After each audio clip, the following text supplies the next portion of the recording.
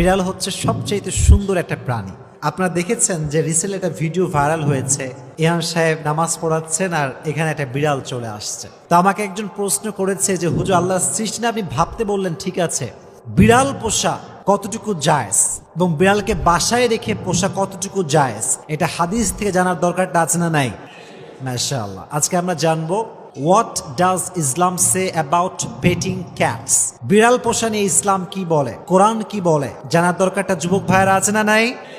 জানতে হবে। দেখেন, বিড়ালটা হচ্ছে আমাদের আবেগের জায়গা, ভালোবাসার জায়গা। তবে একটা কথা মাথায় রাখবা, পুরুষরা কবুতরকে নারীদের চাইতে বেশি ভালোবাসে, আর নারীরা বিড়ালকে পুরুষের চাইতে বেশি ভালোবাসে। এটা প্রমাণিত। দেখবেন অনেক মানুষ কবুতরকে এত বেশি ভালোবাসে, কিছু কিছু যুবক কবুতরকে এত বেশি ভালোবাসে যে পরিমাণ সে তার বউকে ভালোবাসে না, কবুতরকে ভালোবাসে। পাগল, যেখানে কবুতর দেখে দৌড় দেয়।